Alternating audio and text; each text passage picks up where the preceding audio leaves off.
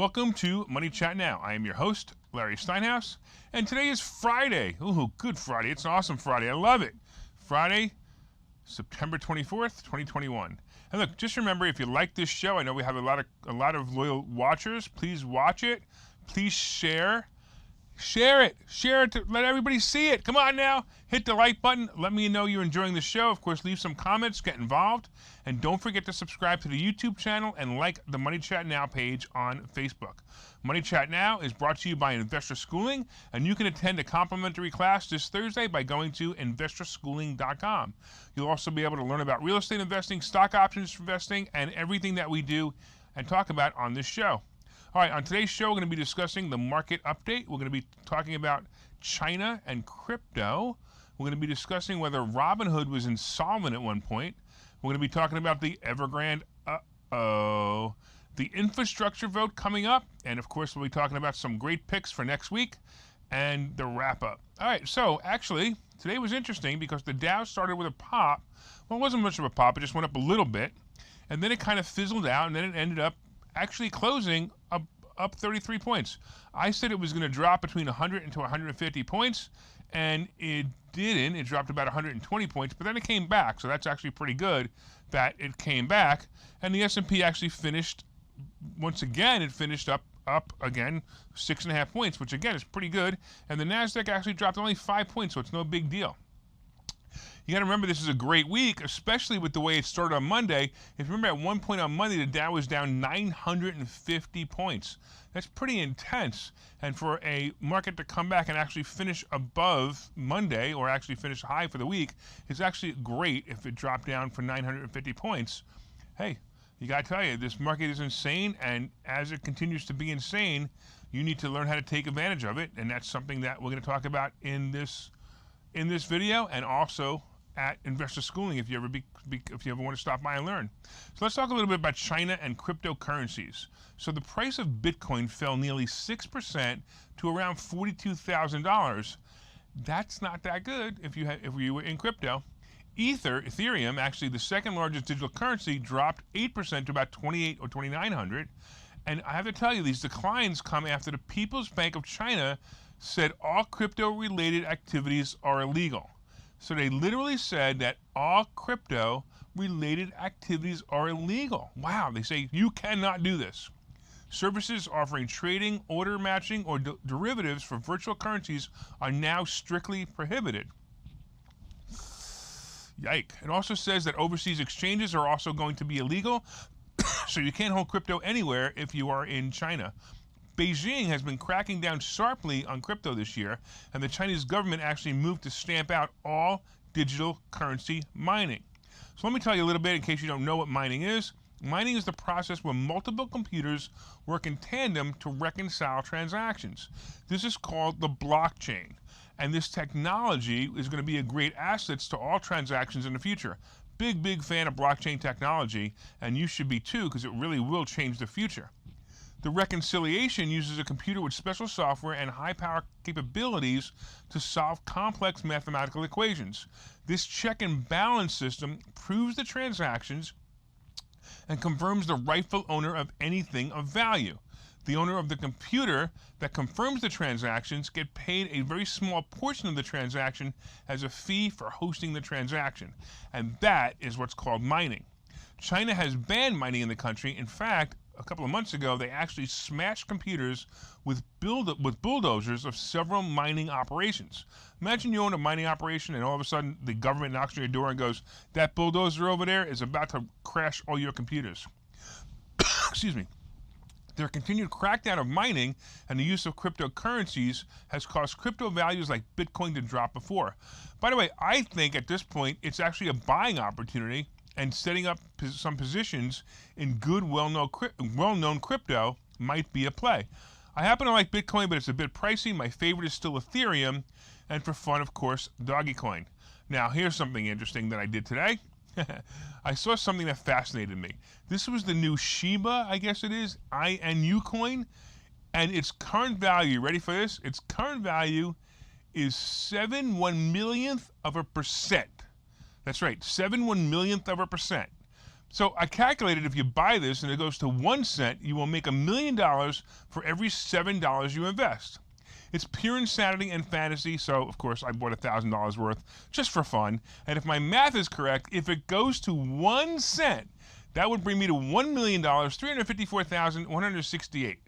I'll let you know how that works out.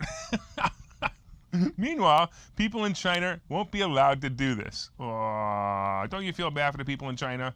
It's so sad. They're not going to be allowed to make their $1 million off $1,000.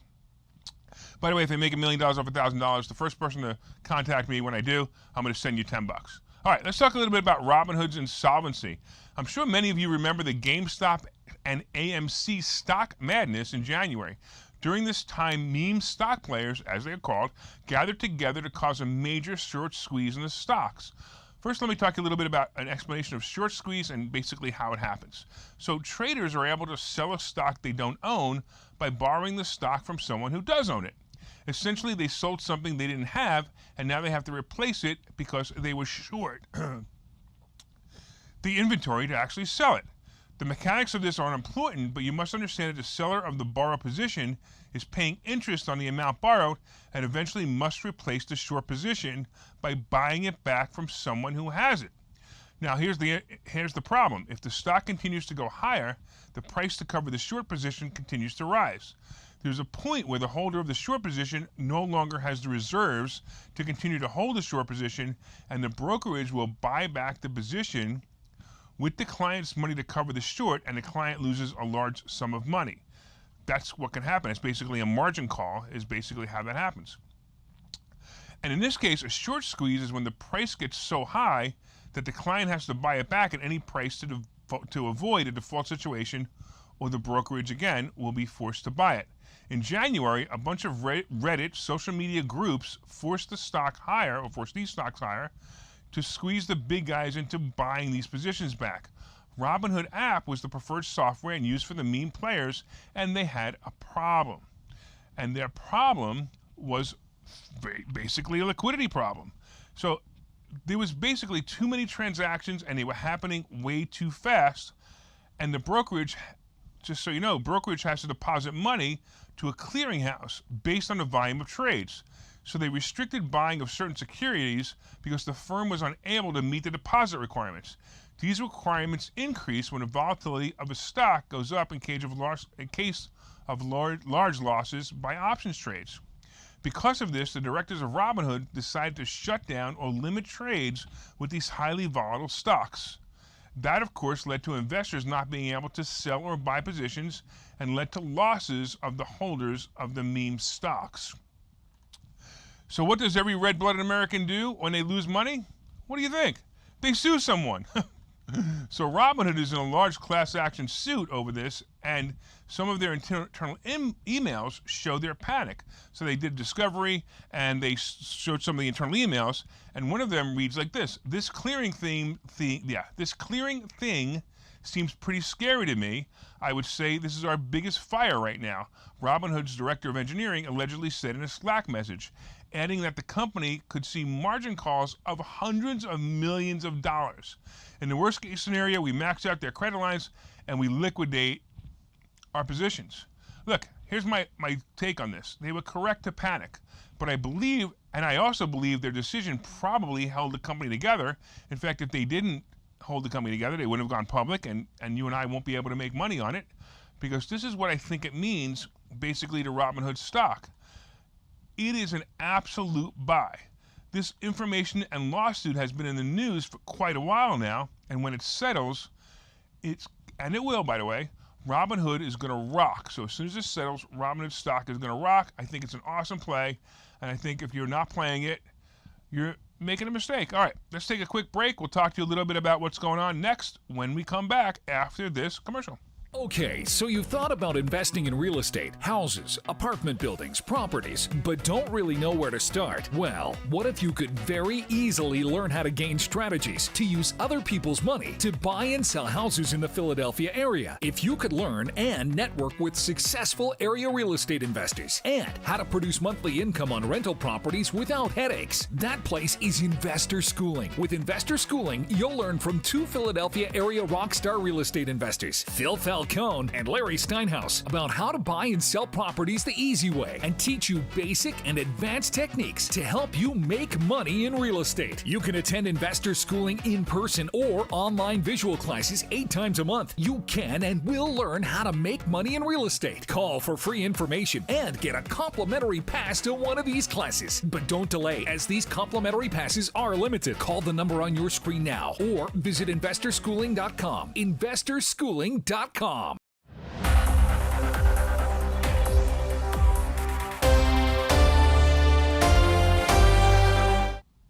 Welcome back to Money Chat Now. I am your host, Larry Steinhouse.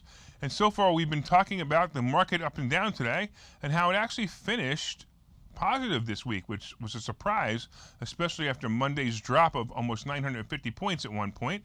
We've also been talking about China and the crypto market and how I'm about to make $1 million off of Shiba, or whatever the heck it is. I don't even know. Go back and watch it. I forgot what it's called already.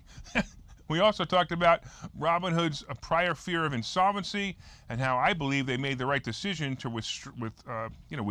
restrict those trades. All right, let's go back and talk about something that's been in the news all week. Let's talk about Evergrande again. And again, as you know, Evergrande is one of the biggest holders of real estate in the world. They borrowed very large sums of money, and they needed to make an $83 million interest payment to the bondholders yesterday. Now, if they missed this payment, it could cause serious weakness in the stock market. Many have compared the Lehman Brothers bankruptcy, which is the trigger to compared this to Lehman Brothers bankruptcy, which was the trigger to the 2008 financial disaster. Well, guess what? They promised they had solved this problem on Wednesday and that they would make the payment on Thursday, but it's actually been reported that they have not made this payment. Now, this is important news. And I'm actually surprised it was buried pretty far in some of the news outlets today. If you remember, Monday the market reacted violently to this problem, and the market today was kind of flat. And we wait to see if the payment will be made over the weekend. It's possible it will. It's possible it's not. But my thought is to watch the market on Monday, and I'd bet I would lean towards the market having another violent day on Monday or Tuesday if they don't make this payment. Evergrande stock also dropped back from its gains from yesterday. So if you remember, we talked a little bit about Evergrande had popped yesterday, and now it's actually pulling back. Now, by the way, stay away from this stock. This is not a good stock, but it's a good indication of what's happening inside Evergrande, and that's a good indication of what's going to happen in, number one, the Chinese economy, and if that follows through to everyone else. So I've also said, if you remember before, I've also said to stay away from Chinese stocks as China moves to total communism. And that's going to be a problem. I'd also watch the market as Evergrande continues. Stay away from all China stocks. Just stay away from anything and everything that has to do with China right now. And unless, of course, they make a cool jacket like this, then you have to buy it. But unfortunately, that the $3 an hour worker is not going to make any profit on it. But at the same time, it makes me look cool. All right, let's talk a little bit about the infrastructure vote. And Nancy Pelosi promised to vote on Biden's spending plans next week despite Democrat rifts. Now, this is really weird, okay?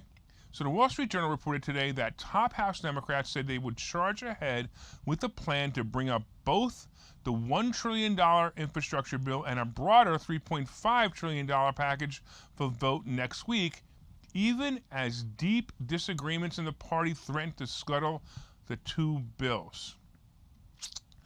So there are Democrats there who actually believe that this bill might not be a good idea.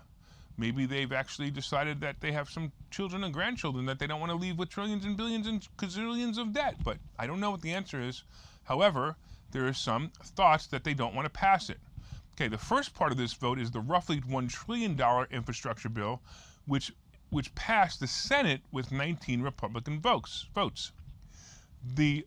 It now is going to go to the House, and of course, Biden's going to take out his crayon and he'll sign it. That's no problem. But they got to get it past the House in order to have it passed.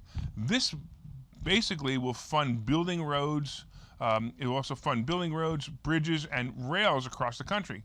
Part of this bill is also a social policy bill which aims to offer universal pre-kindergarten, fund childcare, expand Medicare to cover dental, hearing, and vision care, and create a program to shift utilities away from fossil fuels, among other provisions.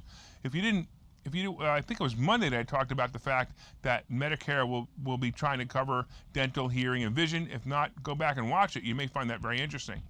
Democrats are using a legislative procedure called reconciliation to pursue the $3.5 trillion bill and skirt the 60-vote threshold necessary for most legislation in the Senate. So they're actually saying, hey, we're going to come up with another way to cheat because we've learned every single other way to cheat. Let's come up with a way to cheat with this. Even if we're cheating our own people, the Democrats, or when I say that, they're cheating their own people, the Democrats don't want to vote for it, she's going to come up with a way to vote for it or make it pass anyway, because we all know what's going on with that. In fact, I'm curious to see what's going to happen with the vote audit today. By the way, up until this point, I believe this bill would be passed. Not that I don't agree with the money will be wasted, that's for sure. By the way, what government money hasn't been wasted, so that's fine. But this bill may be a temporary boost in the stock market that could be good for you and I if we know how to play it. My suggestion is get into heavy equipment stocks, material stocks, and contractor people stocks. I actually think Pelosi might be pushing this vote because she wins either way. If she gets this passed, she looks like she made the president. She looks like she makes the president look like a hero. If she doesn't, she gets to blame some of her Democrat flunkies as the reason why. I gotta tell you, politics are just so political. All right, let's take a quick break and we'll come back and we'll do the wrap up. Hey, if you were listening to Investor Schooling Live today, I'm Phil Falcone, and I made the decision today on air that I'm going to be giving away this car. You want to take a look at it? Let's do it. How would you like to pop your top without ever getting out of the car? Huh? It's pretty cool. You can do it at a red light. You can do it when you see it rainy. You can actually even do it when you're driving, as long as you don't go maybe faster than 10 miles an hour. So I am giving away this car. Why? Is it because I'm crazy? Is it because I'm rich? Is it because of both? Take your pick. I don't care. Let me tell you about the car. We're going to have a contest. We're looking for real estate investors to go to our website and give us a real estate tip. And you can have people that you know vote on the site about which real estate tip is the most quality, most valuable to them. So let's just say that our contest is going to be looking for quality real estate tips and for votes. So you need to get your friends, your family, people who care about you, and real estate investors who are willing to go on the site and vote for it. And I will give you this car.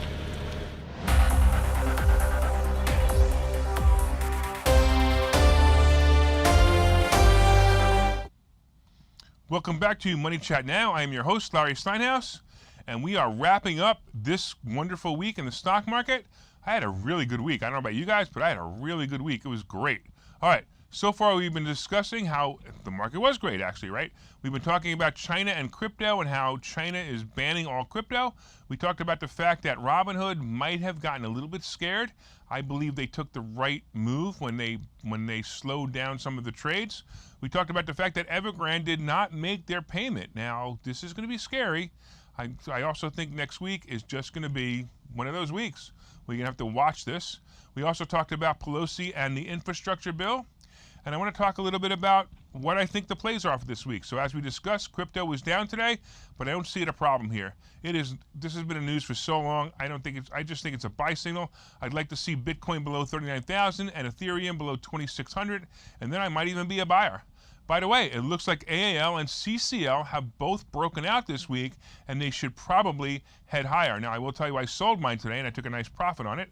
I'd also like to see Uber drop back to 42, and then I'd even say I'm in once again. Hey, listen, please, please, please, if you like the show, if you're watching this show, if you're enjoying this show, please like and share. And if you were watching this show for the last 2 weeks, you would have made some great profits. Go back, watch the show from Monday, and you'll see some of the suggestions I made Monday all came through. All right, hit that like button. Let me know you enjoyed the show. Don't forget to subscribe to the YouTube channel. Don't forget to like the Money Chat Now page on Facebook. And once again, from time to time, I own some of the assets and options discussed in this show. The opinions discussed in this show is solely mine, and no one has asked me to discuss them. Thank you for watching Money Chat Now. We look forward to your continued support. We will see you Monday at 4:03.